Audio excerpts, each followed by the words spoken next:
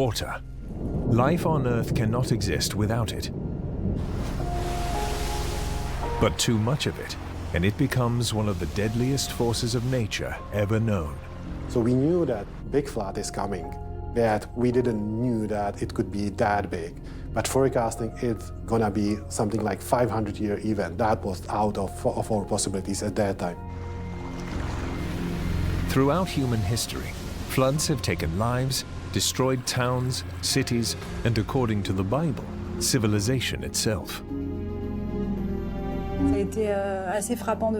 It was quite striking to see that houses could be buried or torn apart by water.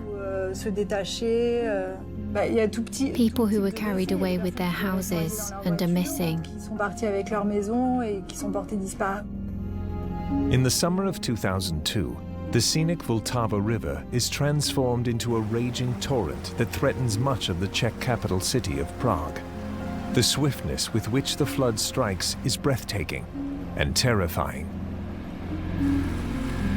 No one knew that it would be to this extent. No one anticipated that. We were vigilant, but we didn't expect a catastrophe like this.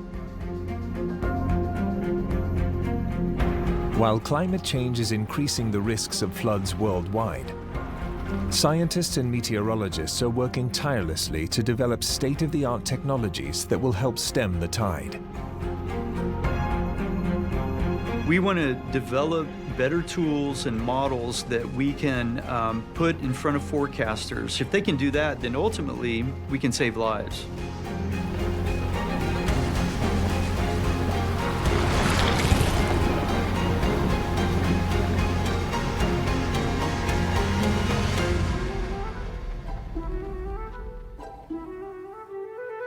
The longest river of the Czech Republic is the Vltava.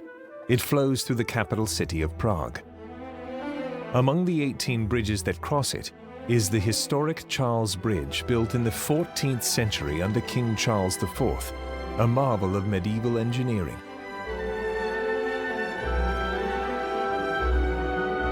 In the early summer of 2002, torrential rains fall upon the Czech capital. But safety measures taken decades earlier have created a false sense of security. We were a little disturbed by the weather in July. There was a lot of low pressure and precipitation. It rained a lot, the ground was soaked. It was obvious that there was going to be a flood. However, all the people in Prague thought that Prague was protected enough by the Vltava Cascade, the barrier that was built in the end of the 80s.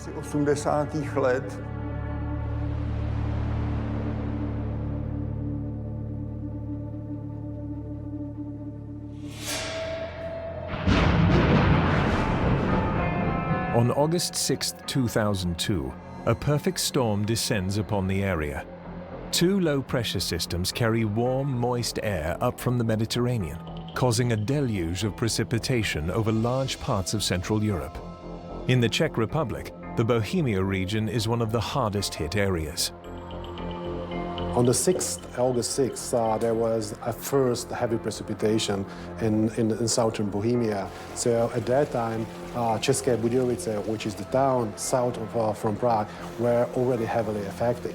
But it was a limited area that was affected by the most heavy precipitation. Vltava Reservoir Cascade was able to catch the peak flow at that time. So in Prague, the water rise and the discharge reached something like 1,500 cubic meter per second, which is alarming level already, but it caused no significant damage at that time yet. Then there were like 2 or 3 days of nice weather where the water was receding, lightly receding in Prague, we have to say, because reservoirs were trying to empty as much as space possible. By the morning of August 10th, the storms are gone. The clouds clear and skies are blue once again over Prague. Outdoor crowds bask in the sunshine. They know that additional rain is forecast, but to them it's just another day. Not a care or a clue of what's yet to come.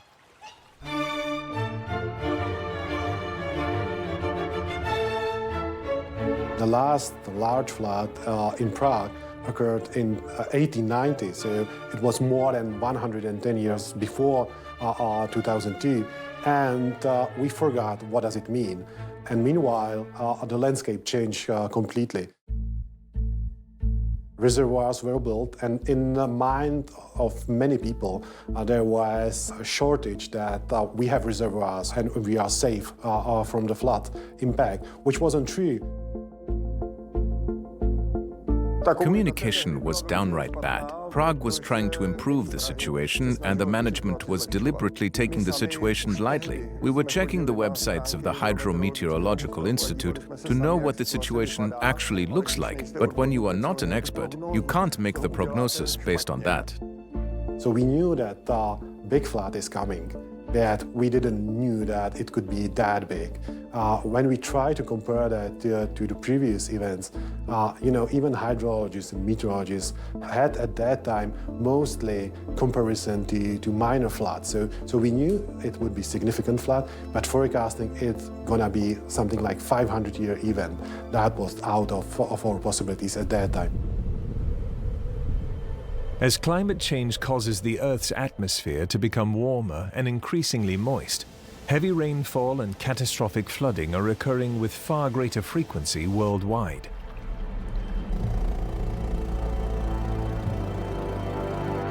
Flooding is the world's most common type of natural disaster, accounting for roughly 40% of these events. On average, flooding claims thousands of lives worldwide each year and is responsible for billions of dollars in property damage.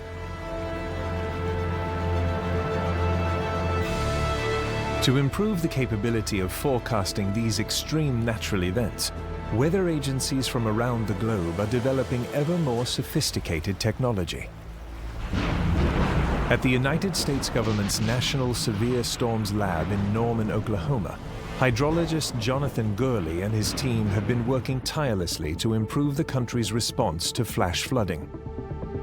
The ultimate goal here in our job is to try to reduce the impacts on our society, both in terms of damage to property and most importantly, to reduce casualties caused by flash flooding, which is the #1 weather-related killer in the United States.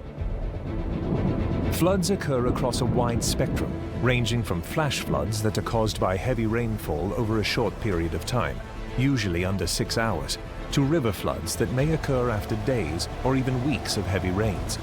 But it's flash floods that are often the most lethal.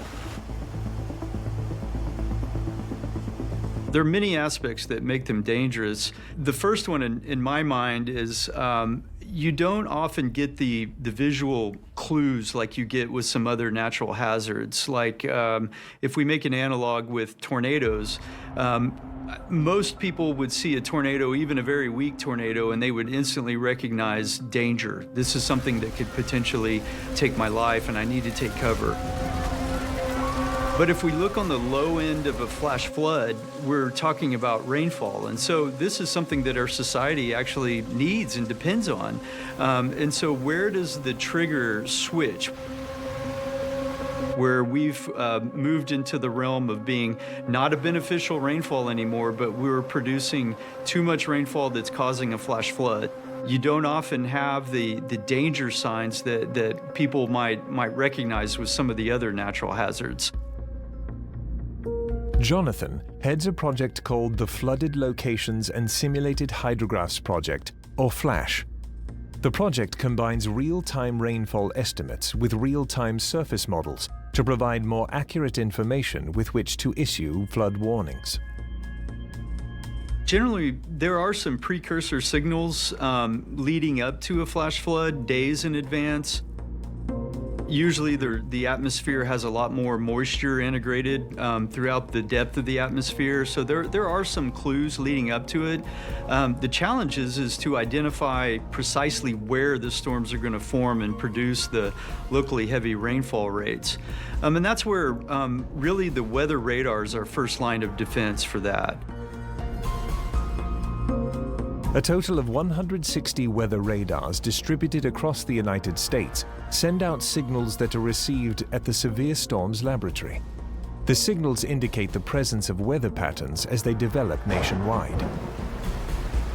If you drop extremely heavy rainfall rates on a sandy soil, it may not necessarily be a problem, whereas you can take those same rainfall rates and put them over a city that has a lot of concrete, a lot of impervious surfaces and parking lots and things, and that produces runoff very, very quickly, and it becomes much more dangerous. Ultimately, FLASH produces hydrologic models that are distributed to weather forecasters nationwide to improve flash flood responses across the country. We want to develop better tools and models that we can put in front of forecasters.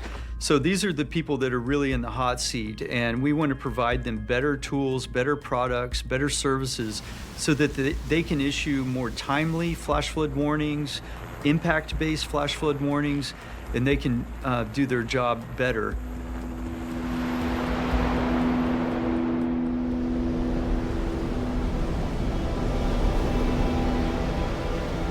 Across the Atlantic, France is a country that has a long history of severe flooding with disastrous consequences. In response, Pierre Javel and his colleagues at the French National Institute for Agriculture, Food and Environment have developed a new flash flood warning system. We are at the foot of what is called a hydrometric station. It is a site equipped to measure water levels of rivers. And from the river levels, we calculate flows. And with those flows, we try to forecast floods. The forecasting system is based on a rainfall runoff hydrological model that is fed with radar gauge rainfall grids. Every 15 minutes, the model estimates the discharges on the river to determine if certain thresholds corresponding to flood levels are likely to be exceeded. You can see here, the water level is about 85 millimeters or so. Normally, the sensor, if properly adjusted, measures this height. And if tomorrow we come back and the level has risen, the sensor should measure exactly the same level as the scale. So, the hydrometric scale is really the focal point here at the station. Altogether, there are some 3,000 stations throughout France, all feeding data to a central service that makes the information available to the public. In France, on all the major rivers that cross large urban areas, like here in Aix-en-Provence, this type of sensor is installed precisely to set up flood forecasting services, to be able to warn the population in case of flooding. The stakes are high here, yes. The stakes are also high in Prague, where after a day of sunshine, the rains have returned. As the waters of the Vltava River continue to rise, the all-too-real chance of a catastrophic flood threatens the life of every living creature in its path.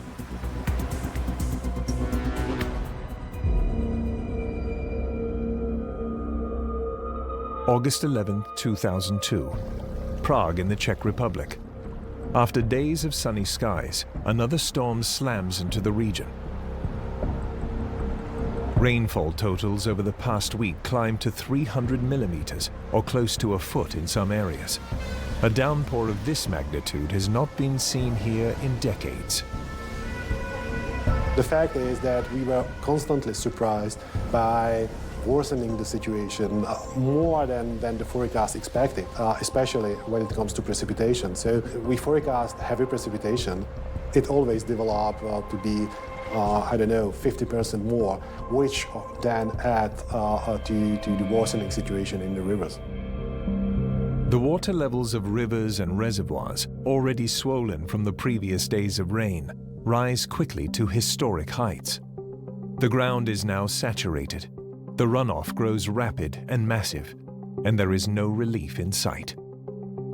Prediction of numerical weather prediction models that low pressure will likely move to Central Europe, causing heavy precipitation and likely affecting the same area that was affected just a couple of days before. So that was an alarming signal for us that the flood, really disastrous flood, might come.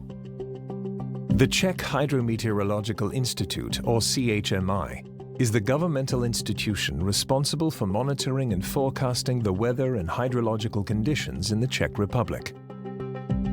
Role of the Czech Hydrometeorological Institute is to make a very first awareness call to general public, and most importantly to flood authorities who are responsible for managing floods. On the afternoon of August 11th, the CHMI issues its first flood warning. It's a call to prepare for disaster. The first responders immediately mobilize. Among them, Ludek Prudl, who heads Prague's emergency fire unit. You make preparations for the worst. If you are expecting a catastrophic flood, you activate measures such as flood patrol services, the preparation of bags with sand, building flood protection, or activating special forces. Usually, the flooding begins gradually, so the measures do as well. Under normal circumstances, the CHMI provides a continuous flow of information regarding the storm conditions. But the downpour has been so powerful that many of the data collecting systems have been completely knocked out, making communication sketchy at best. The main problem for us as a forecaster was that we lost a lot of observation. Many stations were destroyed, and those that were well above the water were unfortunately disconnected because using wire lines usually in the flooded area, so it stopped work. It was chaos, and we experienced what does it mean if you don't have data. For the general public, trying to gauge the level of danger is near impossible. Peter Walensky, a curator at the Prague Zoo, desperately searches for answers, knowing that the lives of hundreds, if not thousands of animals hang in the balance. Communication was downright bad. We were checking the websites of the Hydrometeorological Institute to know what the situation actually looked like. But when you are not an expert, you can't make a prognosis based on that. Throughout the day, state television and radio broadcast reports that severe flooding is probable in sections of the city along the Vltava River. A rumor that a flood of proportions not seen in Prague for over 150 years begins circulating. All the while, the CHMI struggles to access data about the impending catastrophe. So we issued warnings, we issued information reports. So for Prague, our expectations were really renewed every 3 hours after we were able to get some data, somehow process them, and try to do new estimates of the development. So that was a general warning, but of course, exact forecasting and exact measurement was lacking at that time from many parts of the country. By the evening of August 11th, some 50,000 residents of Prague are ordered to evacuate. Mayor Igor Nemitz calls on all citizens to get into their cars and drive away. Each is allowed to take only a single suitcase of belongings as they flee the city. The mayor also announces that the 14th century Charles Bridge, one of Prague's main tourist attractions, would be closed to the public to allow cranes to remove tree trunks and other debris carried along by the rapidly flowing Vltava River. I stopped on that bridge many times to see the mass of water rushing through Prague. I felt the vibration of the bridge caused by the water, and from my personal experience, I say closing it was the right thing to do. The old bridge could really end badly and collapse.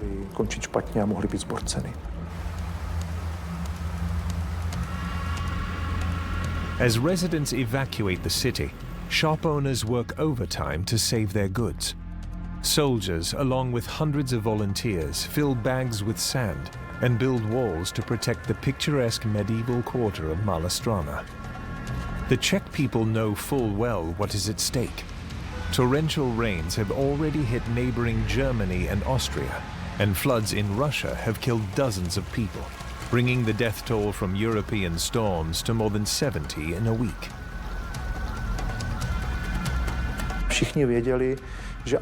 Everyone knows that floods were currently happening and certainly believe that all cautions and warnings are based on the truth. And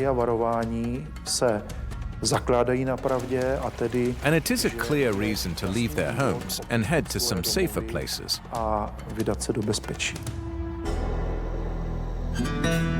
But heading to safer places is not without its risks.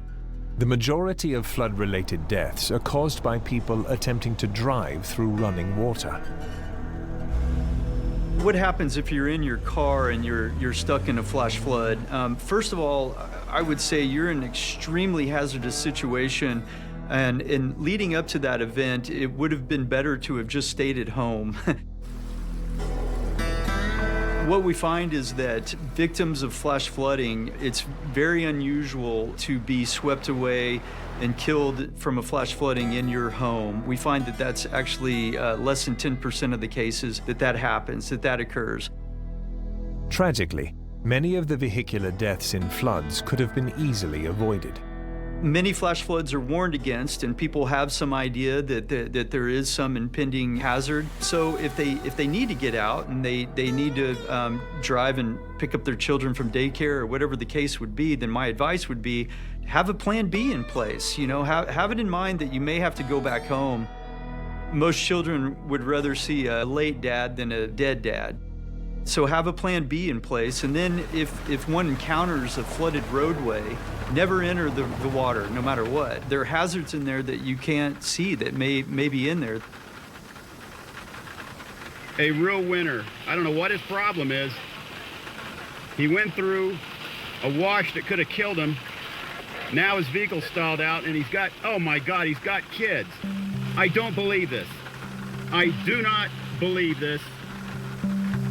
Jonathan has clear-cut advice for anyone who drives into a flooded area and is trapped in a vehicle filling with water.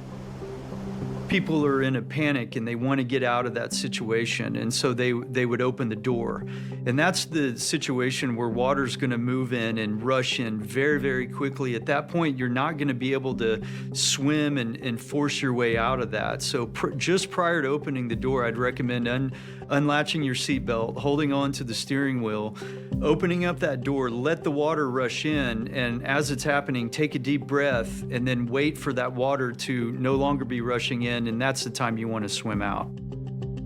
But what happens if you are trapped by rising floodwaters inside your home? Jonathan recommends an entirely different set of strategies.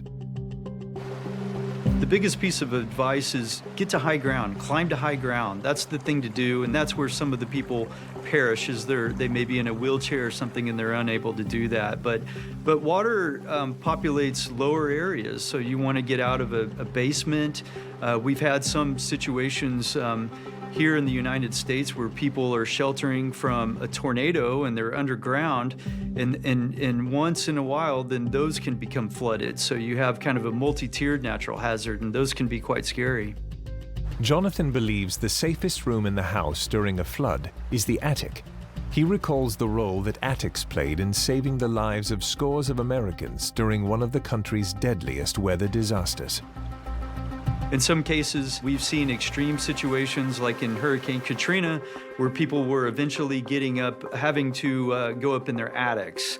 That's because of their homes, the first and even the second stories were being flooded, and they had to go into their attics. And there were some situations where they were even becoming trapped in the attics. And so if you lived in an area that might be prone to extreme flooding from a hurricane, a situation like that, then it would be good to leave something in the attic so that you could break through the roof and get on the roof if you had to, like leave an axe up there, some way you could break through that, because there have been instances where people were trapped in their attic and they couldn't get out.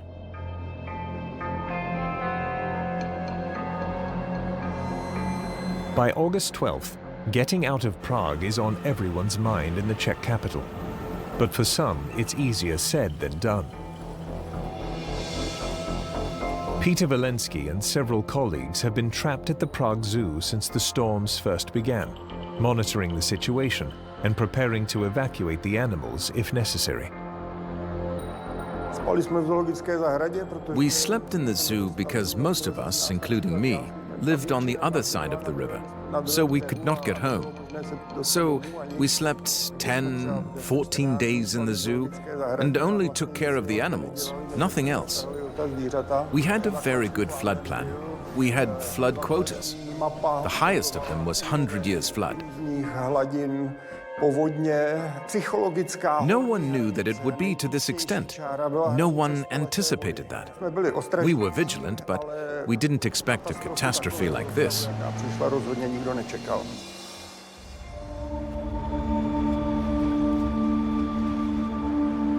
After days of torrential rains, the threat of massive flooding hangs over the capital city of Prague in the Czech Republic. On August 13, 2002, those fears are realized as the banks of the Vltava River are breached and floodwaters begin to surge into the low-lying areas of the city. Directly in the path of these waters is the Czech Zoo and its more than 1,200 animals. We had quite a good flood plan. We had flood quotas. The highest of them was 100 years flood, but no one could imagine that it could be even worse. The evacuation plan calls for moving animals from the lower part of the zoo, which would be flooded first, to the upper enclosures. The first animals to be evacuated are the turtles. It is not easy to move turtles, as it may seem. They weigh around 200 kilos, fight you during the process, and the logistics are not really easy. But no sooner had the turtles been moved than the floodwaters toppled the zoo's protective barriers and swept into the facility. At that moment, all the frenetic activity started.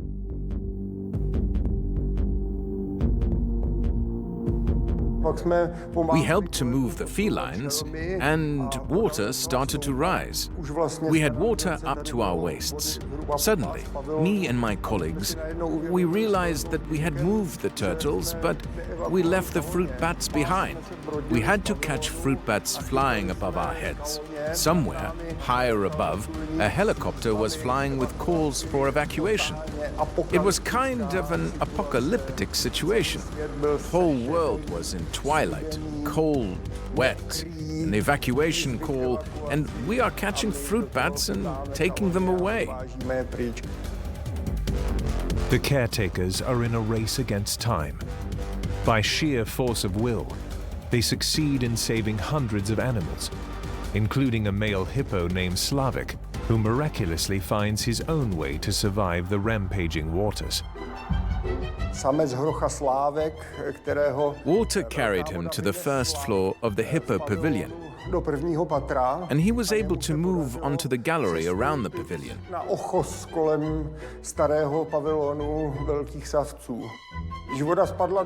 After the water receded, he was there, on the gallery, and as it turned out later, completely unharmed.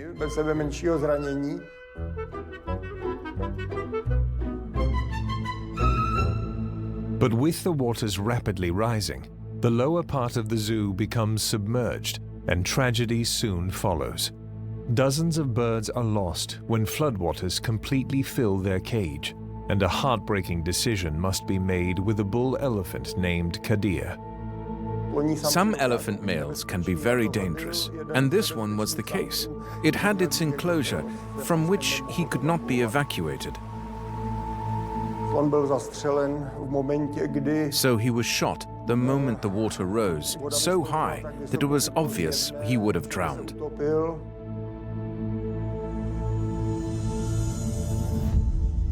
Meanwhile, over in the gorilla pavilion, the waters are also rising. The exhibit sits in the flood zone, but features a built-in escape route for the animals. In case the water flows into the gorilla pavilion, it is designed with an anti-flood tower. The gorillas were taught to go to this tower, where they would be relatively safe. As planned, the gorilla family climbs the tower and are rescued, but a young pubescent male remains in the bottom area and perishes. We learned our lesson. So when there was a smaller flood in 2013, we moved, without thinking, every animal from this zone, and we didn't lose a single animal. And then there is the sea lion named Gaston, who is carried by the floodwaters clear out of the zoo and into the Vltava River. I read the newspaper headlines. Sea lion frees himself and swims to North Sea. He is finally free. Finally, he can swim. But nothing could be further from the truth. Animals in the zoo have their environment, and we try to make them as comfortable as possible. These animals were born here, and they can't live outside of the zoo. We tracked him into the Vltava, somewhere around Ústí nad Labem. We tried to feed him and catch him. It was not possible. The water took him to Germany somewhere around Dresden. We arranged a vehicle, but as it turned out, he was so stressed he didn't make it.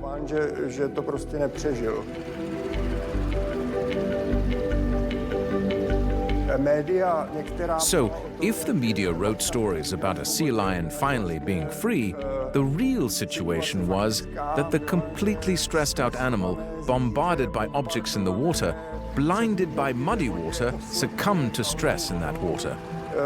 So, when we read that the sea lion was finally free, we were very sorry. Když jsme si přečetli to, že Lachtan se konečně osvobodil, tak nás to hodně mrzelo.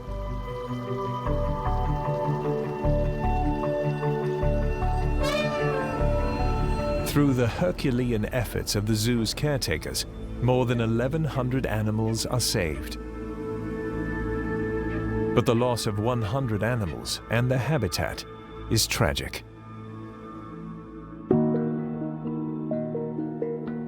– 2002 was a catastrophe. You can imagine what a catastrophe looks like. When the water receded, we saw the terrible devastation. And in fact, that was the most difficult moment. Not just the dead animals, but the whole devastation was unimaginable. Elsewhere in Prague, the city is a true disaster zone. The floodwater has breached the defenses in several low-lying areas, and with no other serious protection, quickly flows through entire districts. Anyone chancing the streets in these flooded areas needs a rowboat. At the same time, the metro anti-flood system has failed, and 29 stations are now underwater. Of course, the situation was evaluated and the operation in the subway was stopped. Fortunately, there were no people in the subway at the time of the flooding. The material damage during the flood was huge because in the Czech Republic alone, it reached the value of some 73 to 74 billion crowns. Despite the tremendous losses, the measures taken to protect the historic Charles Bridge proved successful and prevented from sustaining permanent damage. And thanks to Prague's advanced warning systems, most citizens evacuate the city prior to the flood's arrival, resulting in a minimal loss of life.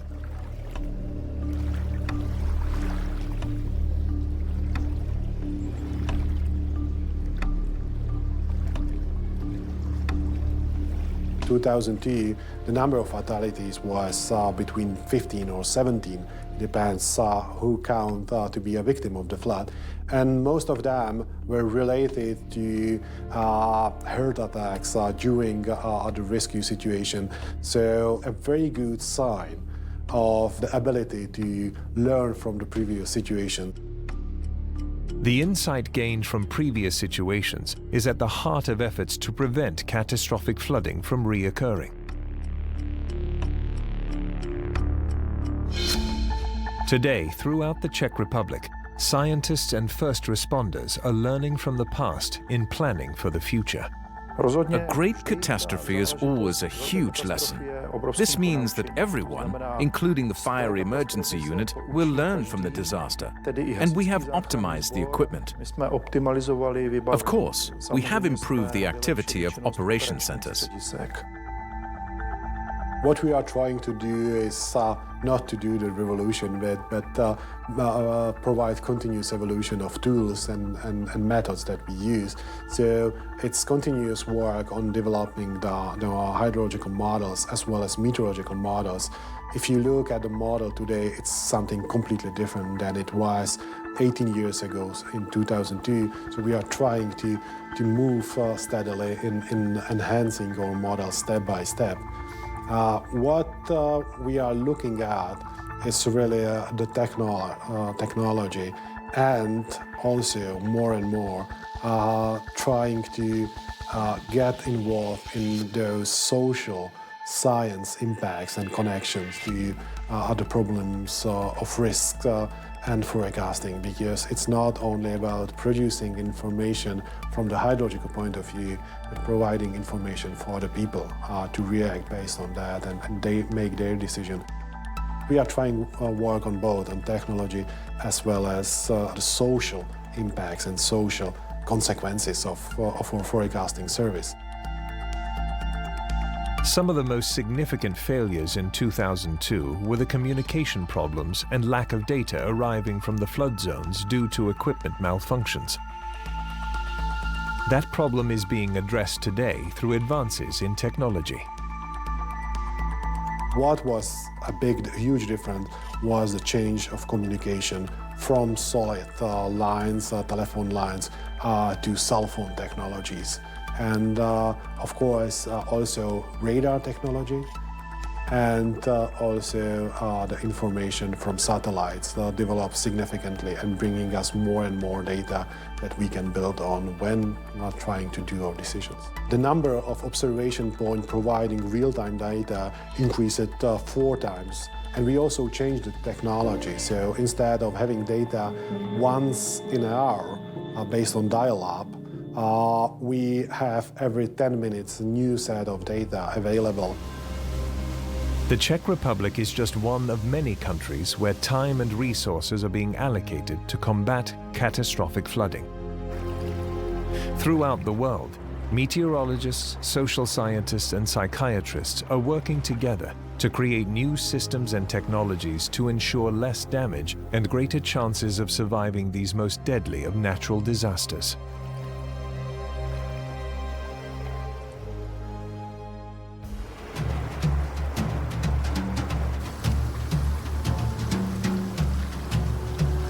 Today, as scientists and engineers develop increasingly sophisticated technology to predict floods and protect the public from their onslaught, the stakes are higher than ever. In France, 1/4 of all residents, 1/3 of all jobs, and 3.7 million homes are now potentially exposed to these deadly disasters. Flooding represents the country's main major national risk in terms of the number of municipalities affected and the resulting costs.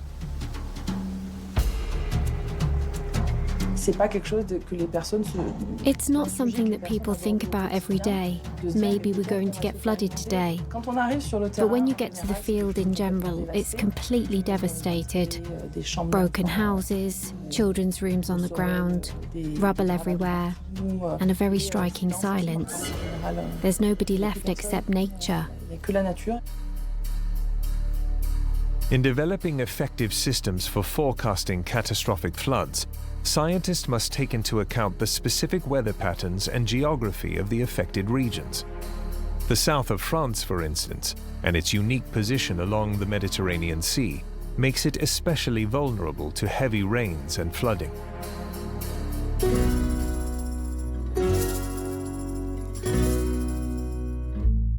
The period of rain here in our region is autumn. We have a very hot August and a very hot September. So the water of the Mediterranean remains quite warm, sometimes for a long time, even until October. This year we still had 20 degrees Celsius until the beginning of October. And then as soon as it cools down, the phenomenon is called cold drop, I think, which creates an evaporation followed by these rains. The showers can be torrential, dropping as much as 300 millimeters or 12 inches of rain in a 24-hour period. We have quite intense rainfall for a duration. These rains that come up from the Mediterranean and that will affect the whole coastline. Cumulative rain that makes the sea go up, upwelling as we call it. We're going to look at a map on an internet with some kind of weather satellite to see where it falls and how much will fall. We know, for example, that if 100 millimeters of water falls in Baume-les-Mimosas or Le Lavandou, we know that it will overflow anyway. We know that in Ers, the Gapot, if it rains, for example, a little higher, will have quantities like 80 to 100 millimeters. We know that there would be a very good chance of the Gapot reacting very quickly. These are problematic areas. In the district of Oratoire, in Ers, they have the Gapot right to them, and the technical services of the city of Ers, at each orange alert, set up this SMS system to warn all the inhabitants. Be careful, we're on orange alert. They regularly watch the rise of the Gapot, and they even prepare in advance means to evacuate people. And that is new. I feel like it's something that works better than before, to avoid people being surprised in the middle of the night.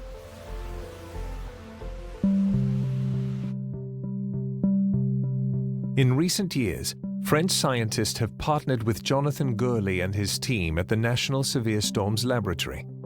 They have worked hand in developing software and models to assist them in forecasting deadly floods and reducing their impact. They have ambitions that are very similar to ours in terms of producing models that run at a very high cadence, meaning sub-hourly or every 10 minutes across the country of France, very similar to what we do here in the United States. So the first thing we did with them is we opened a dialogue where we hosted a mini workshop here in Oklahoma where they came and we spent several days just having a dialogue, showing what we're doing. They demonstrated what they're doing, and that was a very nice way to begin. Since then, I visited their laboratory, and so we ran our models side by side to learn from them, to determine did our models have particular strengths in certain situations, and how did theirs do. We're learning together, and it's been rewarding that we have the same goals, same ambitions, and we're working together to achieve those goals. Jonathan and his team have also been working with forecasters from the National Weather Service.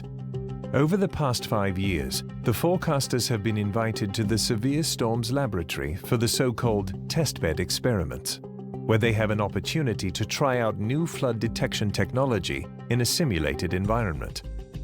The forecasters go and they give us feedbacks about what worked and, most importantly, what didn't work.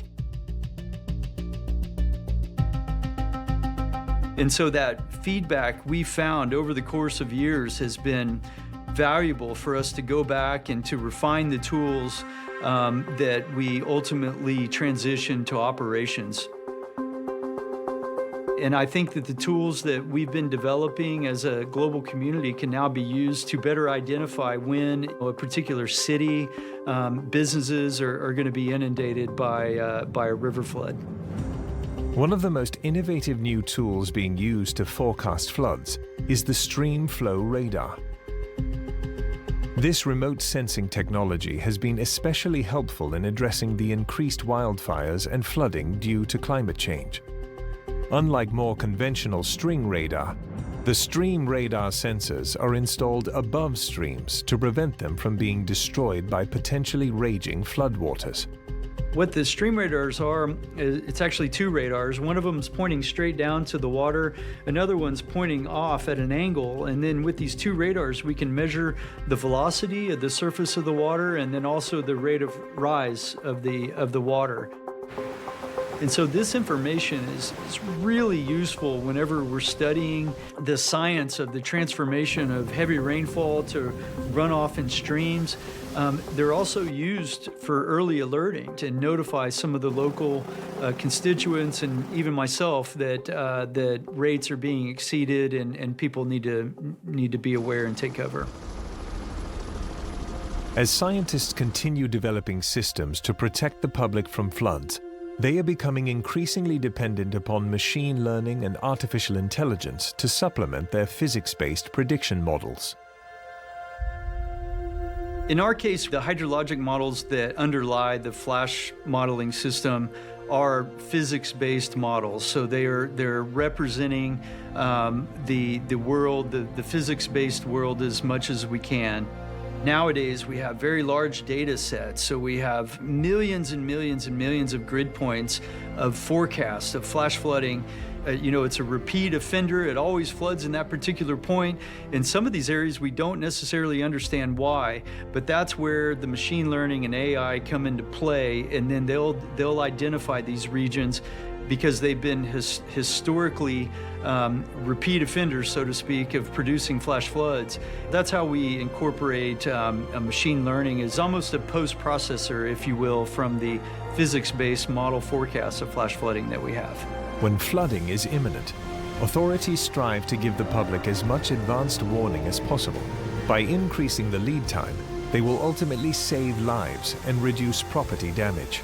So this is our most important role, to provide lead time of a couple of hours, maybe one day ahead to be prepared. What we are trying to do is not to do the revolution, but provide continuous evolution of tools and methods that we use.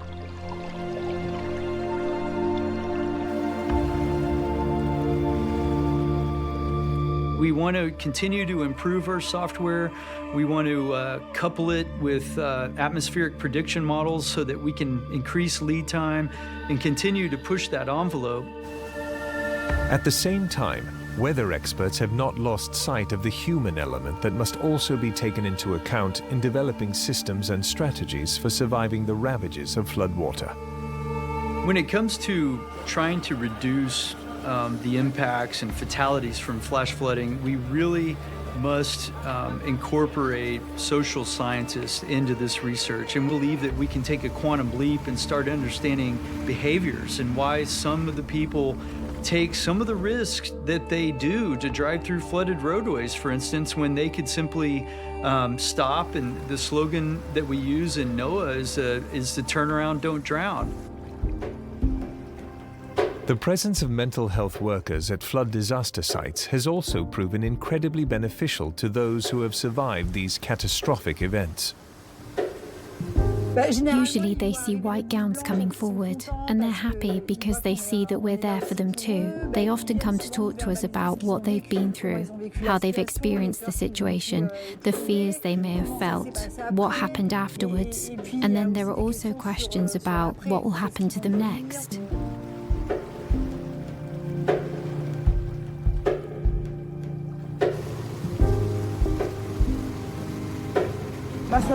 It scared me terribly. I was really panicked. I've never seen this in my life, and it's, how to say, shocking. It's really shocking.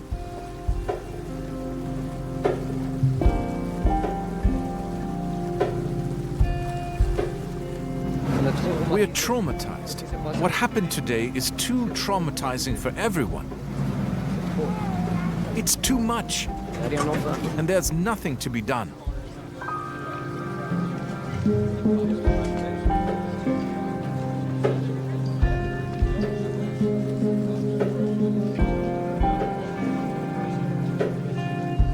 The people you meet after a flood are usually in a state of shock, especially if you arrive at the scene very early, since they've often been confronted with their own death at the time.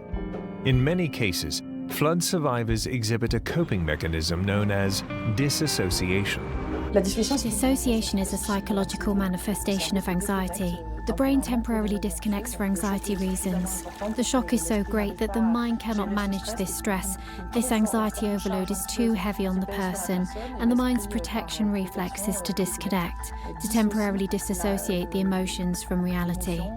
These people need to be taken care of quickly because you can see that they're disconnected from reality, so they don't realize what's going on around them.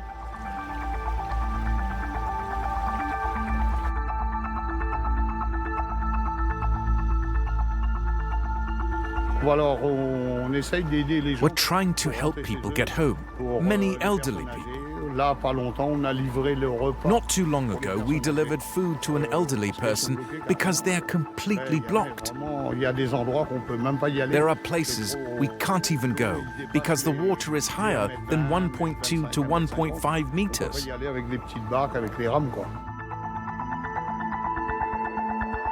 By understanding human behavior, as well as the science behind flooding, weather experts believe we are finally making headway in learning to survive this most deadly natural disaster.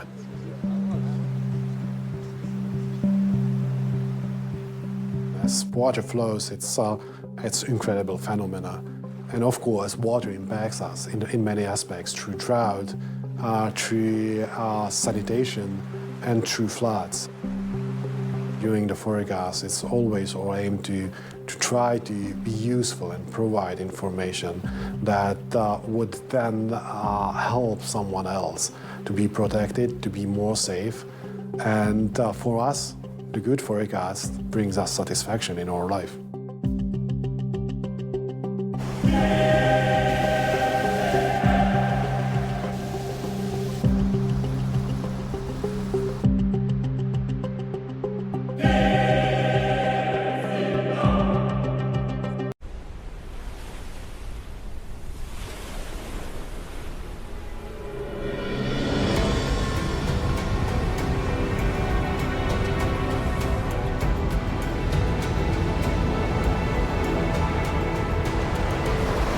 It is a literal wave of destruction.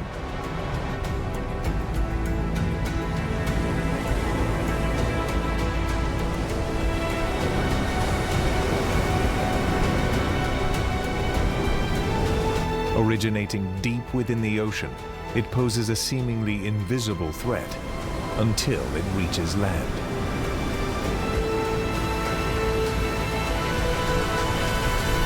Then, this awesome force of nature can unleash its fury to biblical proportions. This is a tsunami.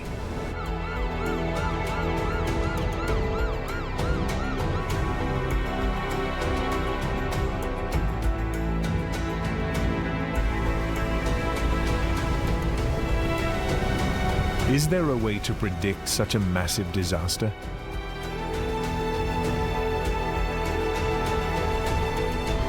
What can be done to mitigate the damage of these deadly natural catastrophes?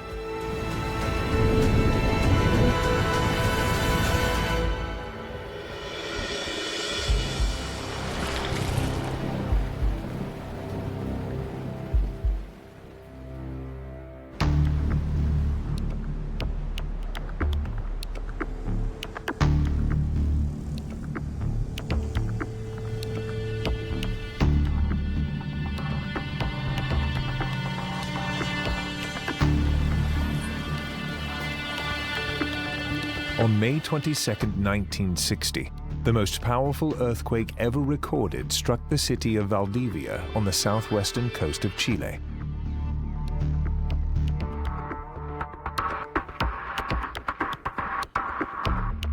This catastrophic event was quickly followed by something even more devastating. Ocean waves, some as tall as 25 meters, ravaged the South American coastline, leaving 2 million people homeless and killing or injuring thousands more.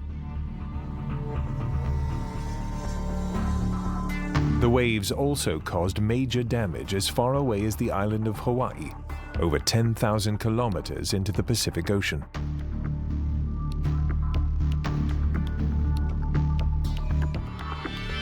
Following this earth-shattering tragedy, Western scientists adopted a much older word for this natural disaster: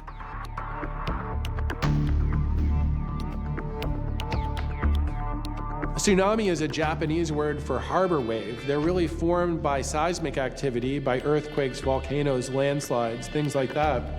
That basically displace tremendous amounts of water. They can travel for tremendous distances, really crossing entire ocean basins, and they move very fast at the speed of a jet airliner, more than 500 miles an hour or 800 kilometers an hour. Wave length can be about 200 kilometers long in the open ocean. That is why people in the sea or even on a boat, you cannot recognize the wave under you. But once they reach to the coast, the wave can increase dramatically. It can be 30 and 40 in the Japanese tsunami 2011. According to the measurements, it can be 80 meters high. So that is a dramatic force. Historically, the most common cause of tsunamis has been a major earthquake. In order to generate a tsunami, it is necessary to have a sufficiently large displacement of the seabed. This underwater displacement, following an earthquake, can be related more or less directly to the magnitude of the earthquake. People use seismometers to detect because we know most of the tsunami are caused by earthquake. We have a conventional theory, which is we think the earthquake will lift the seafloor up, then that will push the ocean water, so that will cause the tsunami. A 5.5 magnitude is a threshold at which you start to say that something has happened, but that there is no risk of a tsunami. And then it's from a magnitude 6 where you can start to have very local effects.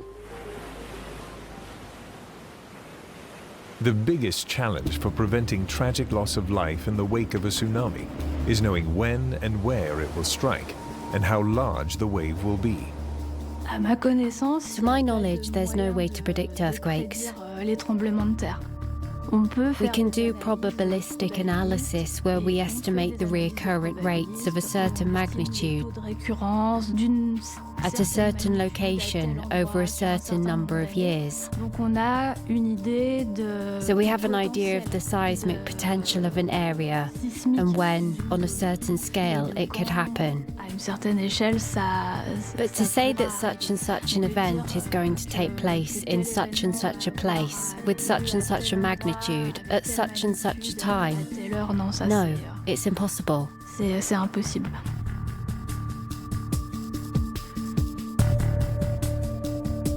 If you don't even know that there's going to be an earthquake, how can we then forecast that an earthquake is going to produce a tsunami?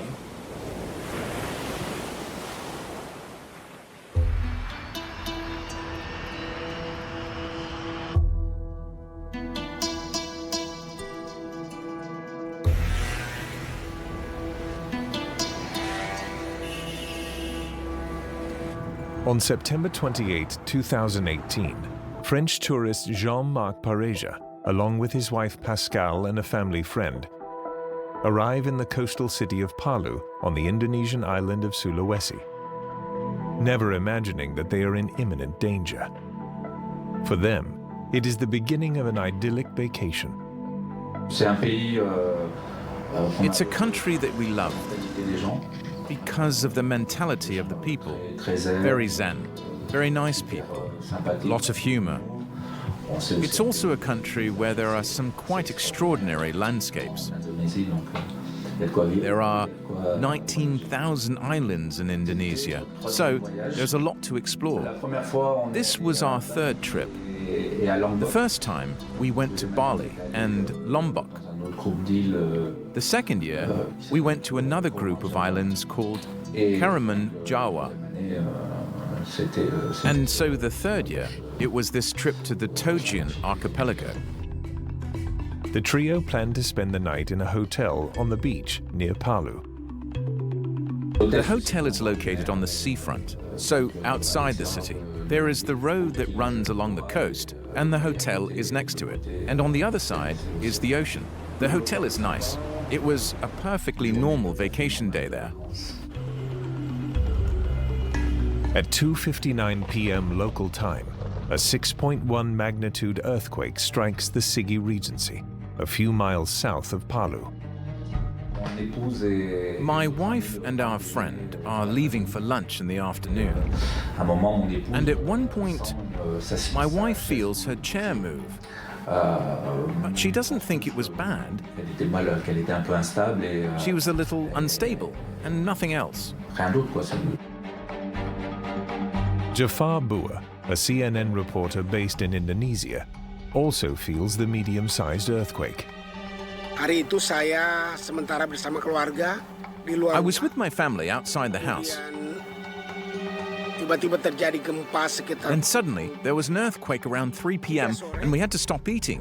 Dan kami harus berhenti makan ketika itu. And after that, we returned home because this afternoon at 6 o'clock, I have promised the committee of the Palu Nomani Festival to cover the event.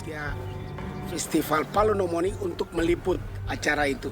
And my office, CNN Indonesia, has assigned me to cover the cultural festival held by the Palu City government.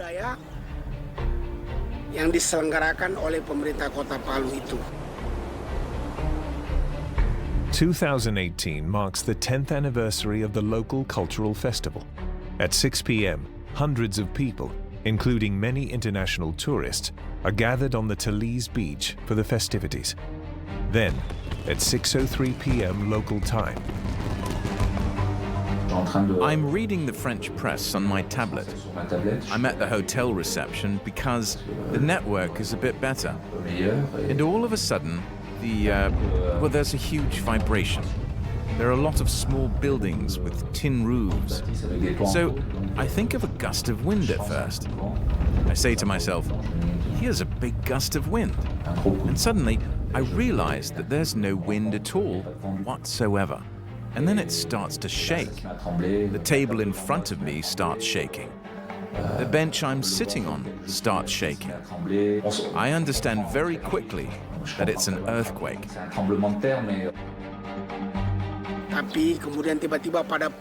But suddenly, at 6 p.m., a great earthquake occurred. We then left the house as a family, sat on the ground, and took cover looking for a safe place, away from high buildings.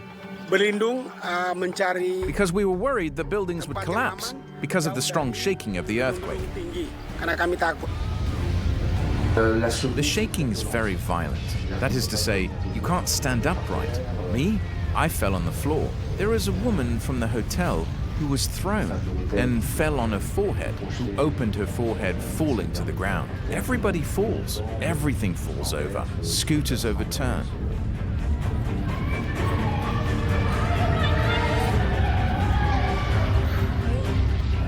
My wife, next to her, the ground is sinking, collapsing. And it lasts, it's very difficult to estimate the time, but it lasts 30 seconds, a minute, no more. But it's extremely violent. The noise is deafening, a sort of jackhammer noise, but to the power of 1,000. the earthquake lasts for less than a minute, but its intensity measures 7.5 on the Richter scale. According to the Indonesia Agency for the Assessment and Application for Technology, the earthquake released 200 times more energy than the 1945 nuclear bombing of Hiroshima, Japan. And for the people of Palu, the worst is yet to come.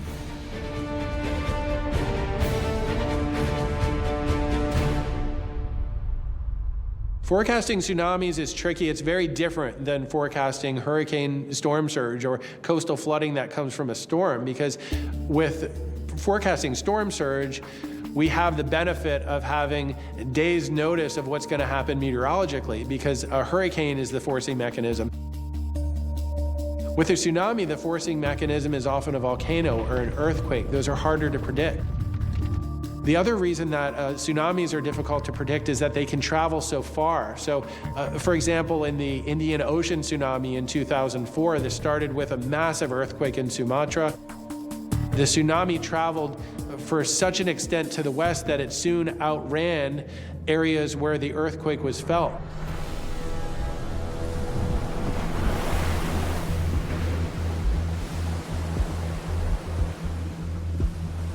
The December 26, 2004 earthquake in Sumatra was followed by a series of massive tsunami waves, with some reaching 30 meters in height.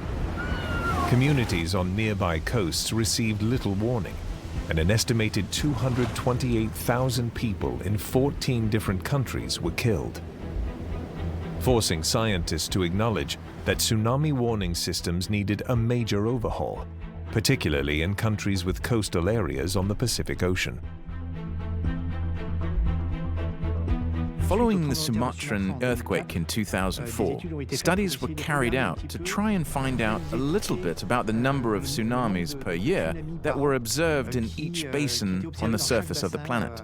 3/4 are indeed in the Pacific Ocean. There are only 4% in the Indian Ocean. So that means that in percentage terms, there aren't many, except that when it happens, we can have catastrophic events, like the one in 2004, for example. And when we continue to look, the Northeast Atlantic, we have about 10%. About 10%, roughly equal of events that generate tsunamis in our areas.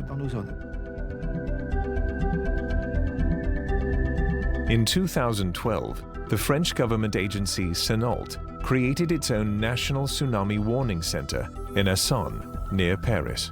CENOLT is responsible for monitoring all major earthquakes in the Mediterranean area, adjacent seas, and the Northeast Atlantic Ocean. France is considered to be characterized by moderate seismicity.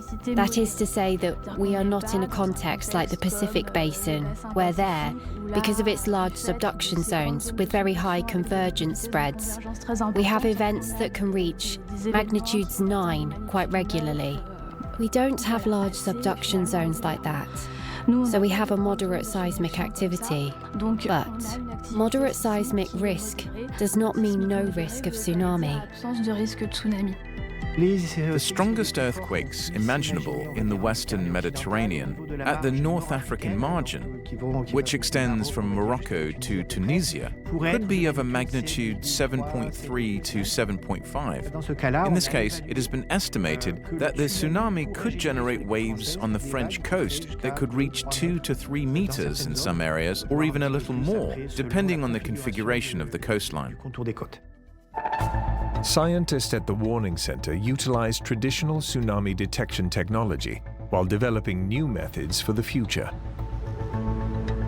If a tsunami is propagating, it is necessary to observe it. It is necessary to measure it, and in this case, we use tide gauges. These are devices that are installed along the coast and which estimate the height of water, of the ocean or the sea at a given moment, and which allow us to know if a wavefront is propagating through the ocean or the sea.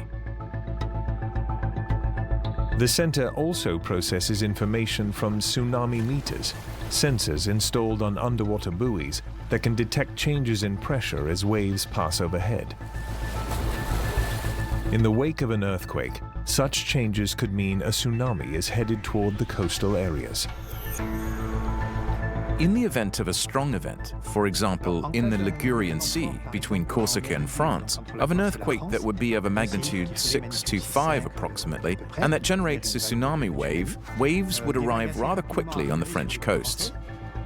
The tsunami warning for civil protection must be sent within 15 minutes. So in general, the operator, between the moment the event is detected and the moment he validates the parameters of the earthquake, it takes between 5 and 8 minutes. As part of the efforts that are made to transmit this alert, there are exercises that are practiced between us, civil security, and then local authorities and the populations. The city of Cannes, for example, has put in place a certain number of indications on the edges of ports and then on the roads to find out the best ways to evacuate in the event of a tsunami warning and which points need to be reached to get to safety. In 2018, Indonesian authorities have their own tsunami early warning system, utilizing seismographic sensors, tide gauges, and tsunami meters. But when disaster strikes, nothing works the way it should.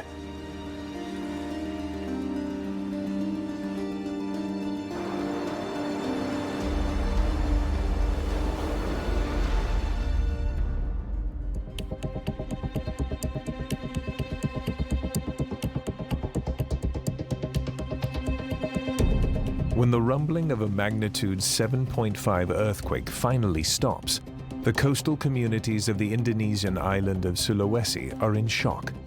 Islanders know that the worst may be yet to come. Indonesia sits on the southwest edge of the Ring of Fire, the most seismologically active place on Earth. 90% of the world's earthquakes take place here, along this 40,000-kilometer rim of the Pacific Ocean. When one of the largest earthquakes in recorded history struck the nearby Indonesian island of Sumatra in December 2004, it was followed by the world's deadliest tsunami. We have an earthquake of a magnitude 9.1 to 9.3, a fault more than 1,000 kilometers long, which breaks, and then suddenly, 30 minutes later, we have a 30-meter high wave that arrives on the coast. Actually, no instrument to measure tsunami in the Indian Ocean.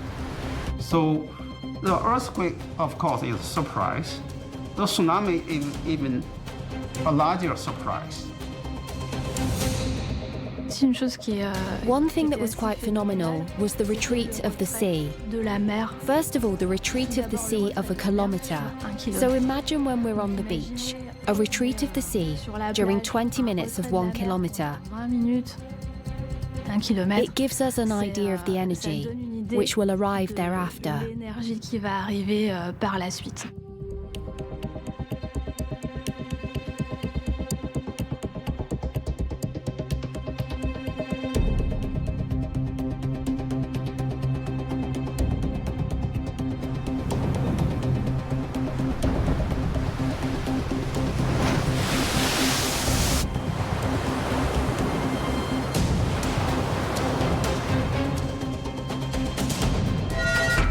In September 2018, something similar happens on the island of Sulawesi.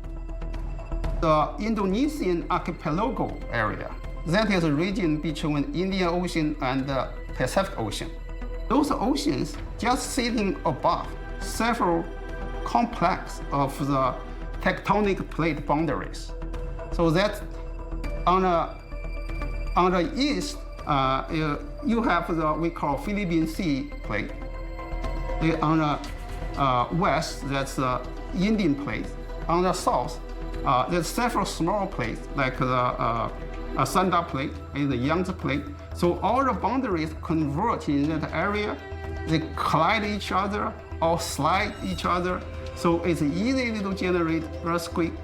The September 28th quake originates in the Palu-Koro strike-slip fault zone, 70 kilometers south of the coastal city of Palu, and emits energy northward toward the bay. Local seismographic sensors detect the rupture and trigger an automatic warning of a tsunami. But the warning goes nowhere. It is this kind of event actually very challenging for the tsunami warning system, particularly for Indonesian government. In that event, they did have early warning after earthquake, but the communication cut off because the earthquake it destroyed the power. So actually, the local people did not receive early warning about the earthquake. The water was out. The electricity was out. There is an alarm, a siren in the distance, which corresponds to the sirens we have in France for natural hazards. We say to ourselves, okay, there is an alarm. So they're still warning people that something has happened. Even if I think that everyone is aware of what was happening, but there you go. That's all. There is no evacuation order. The authorities are not there. That's it. The annual Palonomani Festival continues on Talise Beach. Most of the attendees have no idea that a tsunami is approaching. At 6:10 p.m., the first and largest of 3 tsunami waves reaches the coast. Very quickly, we see the ocean that is beginning. We have the impression that it is boiling. It's really a rather frightening impression. to see the ocean in a form that we've never seen before. On the spot, it feels like 10 minutes, 15 minutes. But in reality, between the earthquake and the tsunami, 3 minutes. 3 minutes passed. It rushes towards us. It's coming really, really fast. It's really, it's not a slow rise in water. It's really a wave coming at us. The first wave hits the pier, which is in front of the hotel, and it makes a big spray of water. And there, at that moment, I said to myself, there's something. They're still a little unconscious, I think, but I said to myself, something is going to happen. And so we decide to move around and get behind the bungalows. So we really didn't think about it. It was more instinct. I have an image of an old man clinging to a tree and being caught in the current, clinging to a tree. And I say to my wife and our friend, there was a tree right next to it, I said. We're clinging to that tree, and we just had time to cling, and the wave came and hit us. The only thing that's important at that moment is to hold the tree, to hang on, not to let go. 3 successive tsunami waves, each between 4 and 7 meters high, inundated the coastal areas. We are caught up in the water for, I would say, 10 minutes. We were starting to panic a little. We were beginning to lack strength. And then the water started to come down and the current calmed down. So we were able to get back on our feet, and that was it. The worst was over.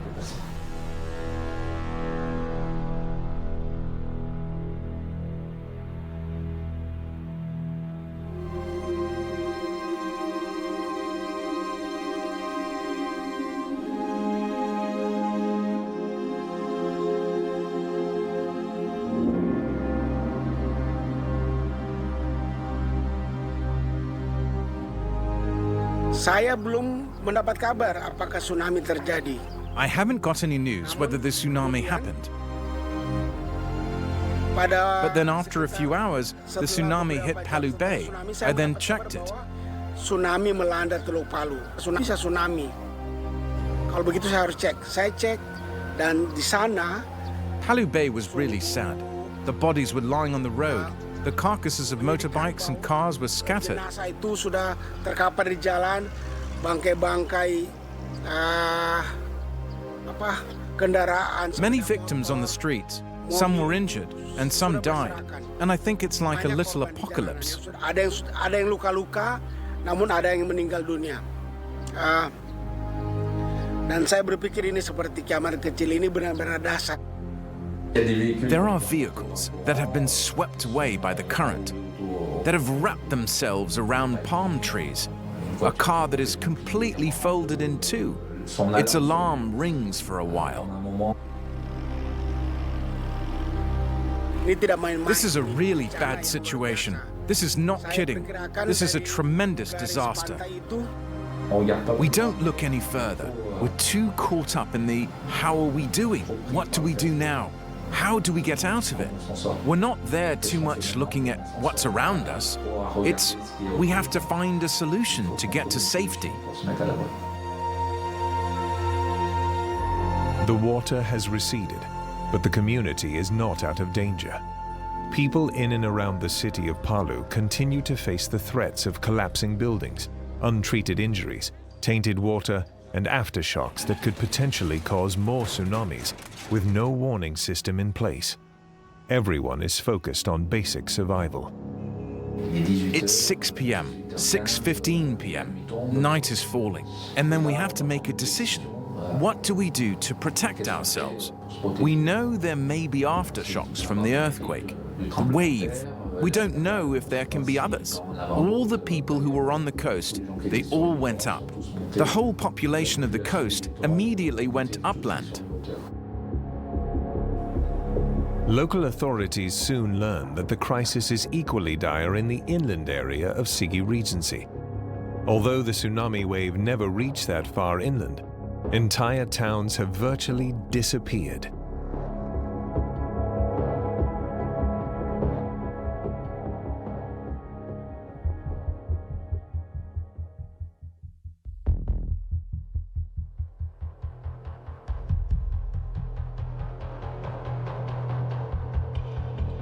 In the wake of a magnitude 7.5 earthquake and subsequent tsunami, authorities on the Indonesian island of Sulawesi learned that the effects of the natural disasters are more far-reaching than anyone imagined.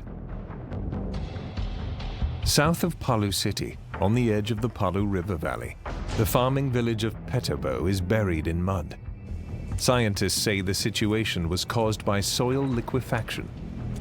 Vibration from the earthquake disrupted the loose, saturated soil of the rice farming region, turning the ground into a substance like quicksand and swallowing the village. Saya saat itu juga belum mendapat kabar bahwa At that time, I also had no news that in Balaroa and Petobo in Palu City, then Sibalaya and Jonugi in the Sigi region were hit by liquefaction. This was land burial. The land is like water, melted. It swallows whatever is on it. Even houses of any size are shifted, almost hundreds of meters from their location. The people were then buried in the ground. There were also buried houses.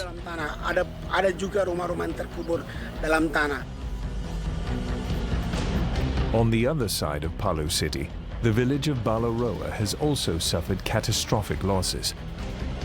Of the development's 2,000 inhabitants, 600 are pronounced dead. Another 1,000 are reported missing. Meanwhile, in Palu City, more than 4,400 buildings have collapsed. With the night, we didn't see the damage around. We only saw it the next day. But the next morning, I had to go back down to the hotel and everything was destroyed. The whole coastline, all the buildings, the small restaurants, the small shops, they had been cut down by the wave. The road had disappeared. The asphalt had been torn away. It feels like a city after a bombing. There is nothing left. We find ourselves in a sort of community. People who are there and who are in the same state as us, except they have lost their house. There was no more food. There was no more water. They were also looking for their family to see if everyone was alive. So that was difficult.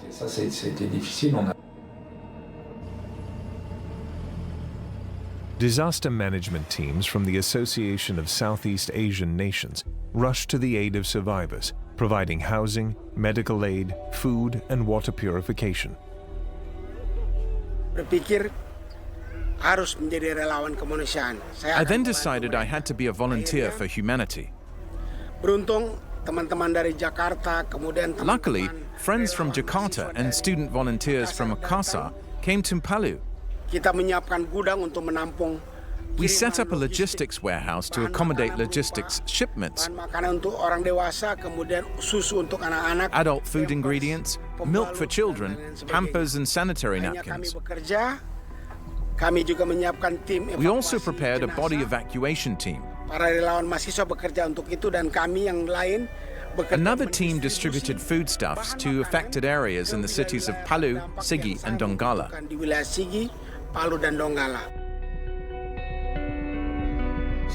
They had nothing left, so we felt a little guilty for having them.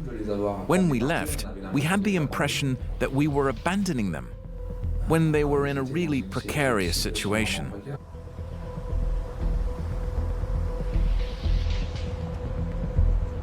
In early 2019, the Indonesian government reported that more than 2,100 people had been killed, more than 1,300 had gone missing, and an estimated 133,000 had been displaced from their homes. Many of the survivors were injured, unemployed, and suffering from PTSD. We had the post-traumatic shock when we came back. We are lucky. In Grenoble, we also had a post-traumatic unit at the Grenoble University Hospital. We stayed here for more than 2 months, locked up, not daring to go out.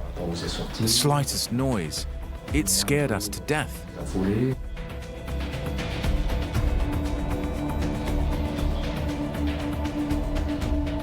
In the aftermath of the humanitarian crisis, scientists studied the disaster itself, hoping to reduce the casualties of similar disasters in the future. But different scientists have reached different conclusions. 2018 Indonesian Palu earthquake and tsunami is a very controversial event. The seismology community has determined the earthquake type and magnitude.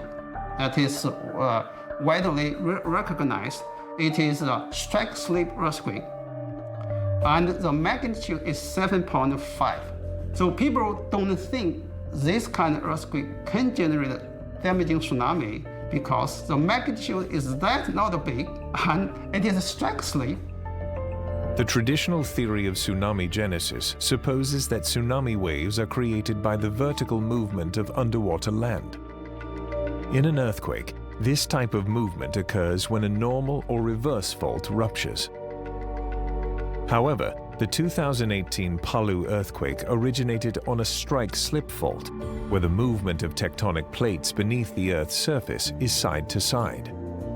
Strike-slip, that means the two plates moving toward each other, slide each other. It does not generate a significant uplift. That is, does not fit the traditional theory of tsunami genesis. So people immediately think it's a landslide caused that tsunami. Scientists from the Port and Airport Research Institute in Yokosuka, Japan, theorized that liquefaction might have caused landslides in the coastal areas surrounding the Palu Bay. According to their study, large masses of soil collapsed in the Palu Bay at 9 different locations, and water displacement contributed to the overall energy of the tsunamis. Landslides, including submarine landslides, are a commonly acknowledged cause of tsunamis around the world, including one significant event off the coast of France. Some scientists still argue that there is insufficient evidence for the landslide theory of the Palu tsunami's genesis. Several research papers mainly using we call modeling approach to test that hypothesis. Actually, after the events, there's several teams we call the international science team or national team in Indonesia to survey that area. None of the team actually find convincing evidence of landslide. There are some areas have landslide signals, but those landslides is very hard to generate that powerful tsunami. Other scientists, including those at NASA's Jet Propulsion Laboratory in Pasadena, California, have been testing new alternative theories of tsunami genesis, focusing on the 2004 Sumatra quake. We have satellite data seeing that tsunami, and also seeing the earthquake. According to the conventional theory, if the seafloor uplift causes that tsunami, so there will have a gravity anomaly at the fault area. So that anomaly is supposed to match the ocean volume that caused a tsunami, which is measured at the surface by another satellite.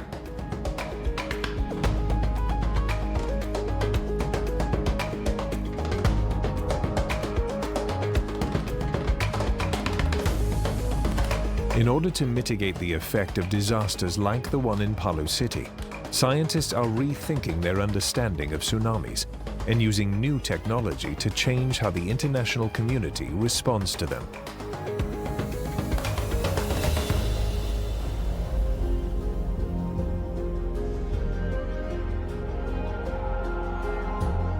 The 2018 Palu earthquake caused thousands of deaths and hundreds of millions of dollars worth of property and economic damage.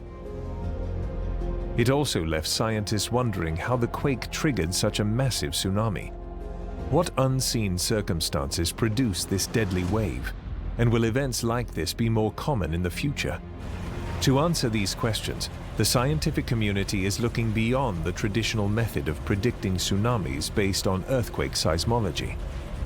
So as we know, seismic data, you can detect the earthquake location and earthquake magnitude.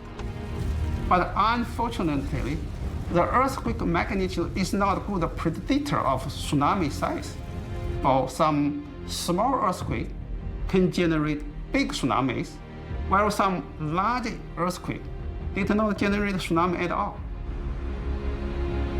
Indonesian authorities were unable to predict the scale of the tsunami that struck Palu city. The government had 22 tsunami meters situated in open water, but none of them were operational in 2018. The nearest tide gauge was 200 kilometers away from Palu.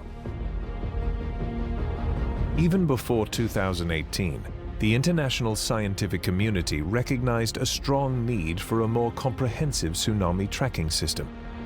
After the 2004 earthquake in Sumatra, researchers at NASA's Jet Propulsion Laboratory began studying data provided by existing GPS tracking systems, as well as satellites in space. They realized GPS data could detect precise movement of the land, while satellite data could show the exact location of a tsunami at a given time. Using data from these sources for the Sumatra quake, scientists developed a new theory of tsunami genesis. The main issue, I think, is the forcing mechanism. How the earthquake forces the ocean to generate that monster wave. So that is the question we're trying to understand.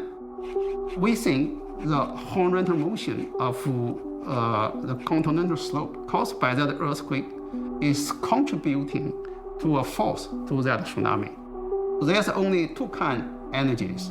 The first, we're talking about the vertical motion that only gives oceans what we call potential energy. But if you have horizontal motion, that we call kinetic energy.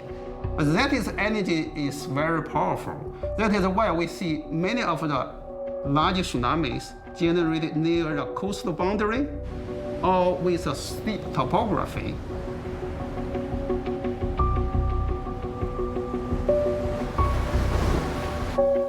The theory applies to the Palu earthquake, which occurred on a slip-strike fault with the horizontal movement of tectonic plates.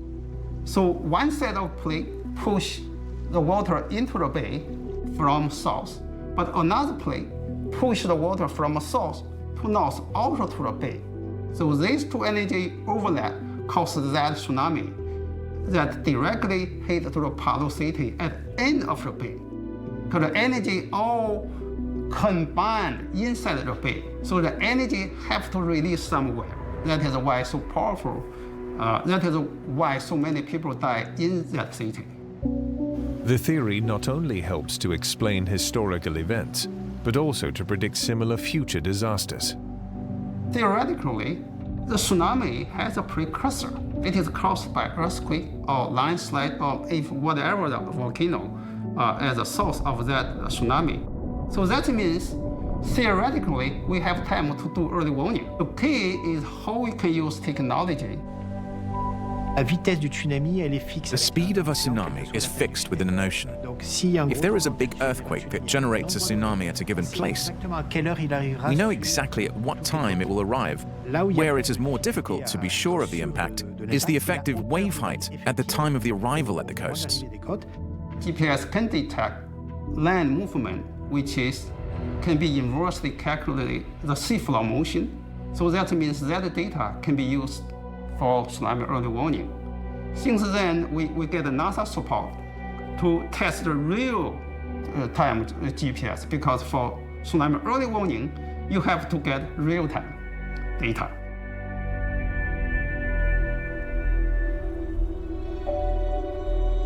In addition to real-time earthquake data, accurate prediction requires a comprehensive knowledge of vulnerable coastlines around the world. In order to be able to model the impact of a tsunami on the coast in detail, we need to have a good knowledge of the topography, whether it's the topography on land or the topography at sea, which is called bathymetry. On the French coasts, we have a good knowledge of this data, but in other regions of the world, there could be a gap. And as a result, it's more difficult to model the events in these zones. There is a lot of work being done on this very issue. There are areas of research, whole sections of reflection and research on this subject to refine the most exact estimate of the height of the tsunami at the coastline. I'm working with we call smart cable community, trying to put sensors on the ocean bottom cable. That is the cable for our world, for the internet communication. That sensor can be detect earthquake, detect tsunami, also detect the ocean change, immediately send to the internet. Because we actually can calculate the tsunami travel wave in the ocean based on topography.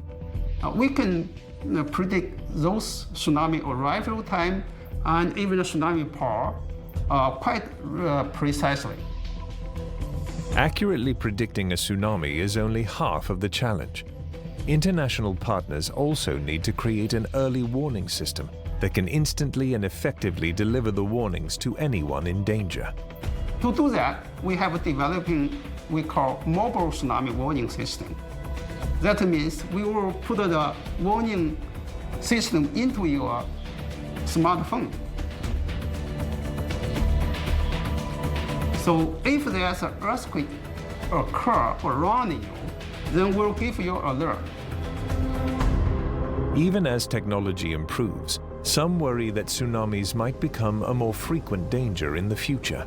With climate change producing more and more extreme weather around the globe, we could potentially see more tsunamis triggered by non-seismic events.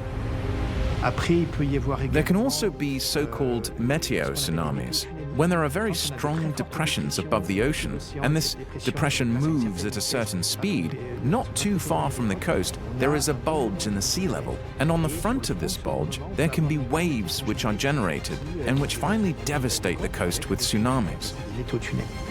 Climate change impacts different parts of the world in different ways.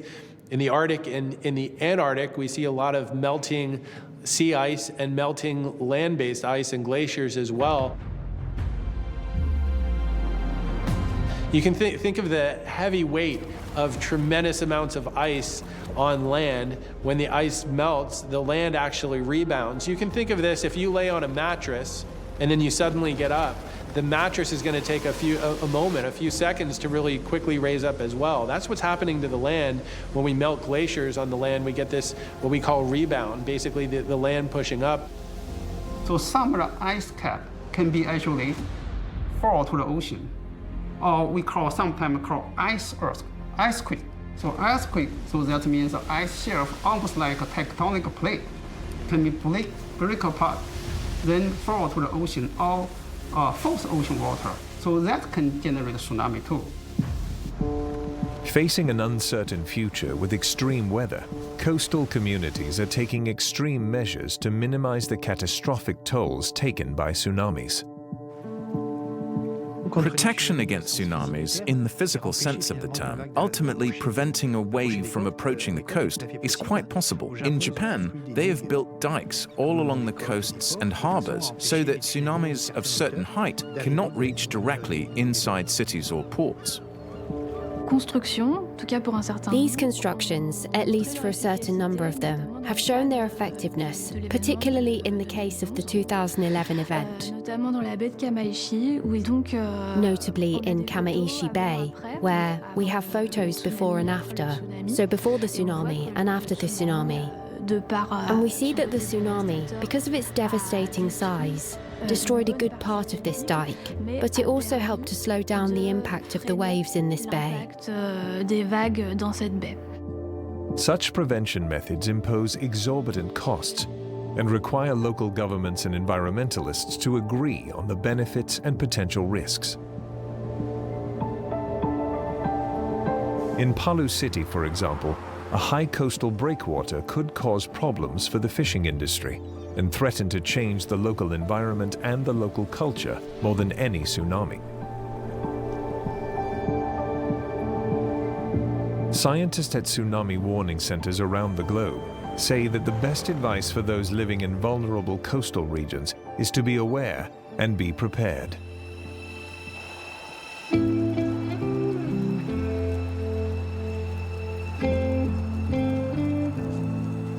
Very often, when there is an earthquake that generates a tsunami behind it, and we have videos of the area when the tsunami arrives, we always see people staying put and not taking shelter. This means that there is a continuous effort to be made in terms of prevention and risk education for the population. If you are close to the coast, if you feel an earthquake, the best thing to do as a precaution is to take refuge further inland, high up. Then, if you haven't felt an earthquake, but you see an abnormal retreat of the sea level, that is to say, for a period a little longer than a classic wave, it's a sign of a tsunami, and there, it is imperative you go to shelter further inland and higher up.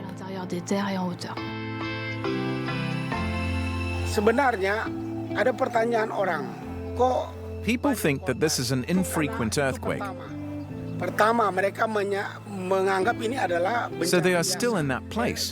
So many victims. sehingga mereka tetap berada di tempat itu sampai kemudian tsunami datang. Then, Ada pula how about the warning from the authorities, such as the meteorological agency?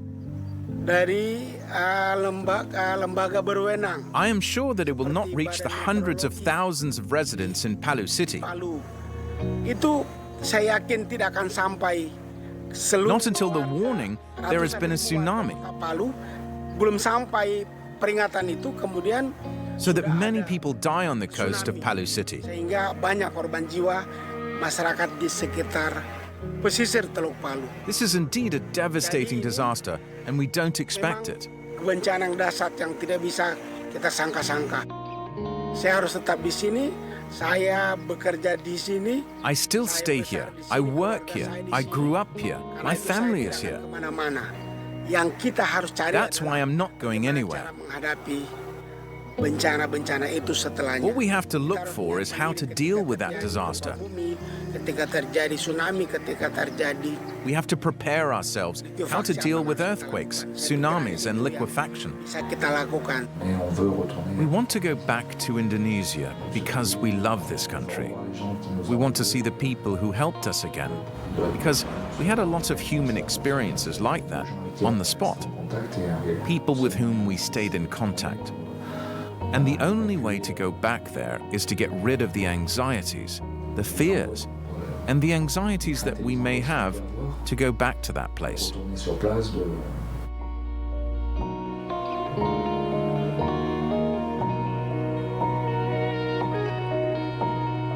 In the meantime, an international community of researchers and governments around the globe are working hard to make this seemingly invisible threat more visible and less threatening.